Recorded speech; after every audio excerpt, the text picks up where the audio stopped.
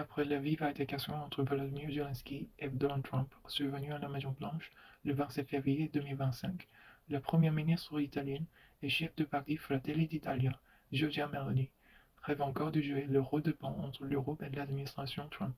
C'est ce qui explique en partie pourquoi elle a attendu des heures avant de réagir au moment de tension à la Maison-Blanche. Dans un communiqué publié vendredi 28 février, elle a appelé à un sommet urgent entre les États-Unis et l'Europe pour parler des grands défis, à commencer par l'Ukraine. Mais la présidente du Conseil des ministres d'Italie a resté très prudente dans ses déclarations et a évité de se positionner clairement en faveur de Volodymyr Zelensky, car elle doit composer avec ses alliés italiens, battus sur la même longueur d'onde.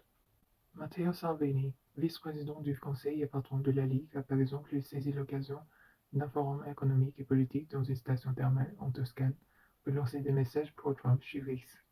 L'objectif, c'est la paix. Ça suffit avec ces gars. Force à Donald Trump, a-t-il notamment partagé. Une position aux antipodes de celle du chef de la diplomatie, Antonio Tajani. Le leader de Forza Italia a joué la carte de la sagesse en affirmant qu'une négociation pour la fin de la guerre sans l'Ukraine et l'Union européenne est impensable. Le plus important, c'est que l'Europe reste unie et parle d'une seule voix, a-t-il affirmé. Pour Giorgia Meloni, la quête d'unité se fera donc en Europe comme à l'intérieur de ses frontières.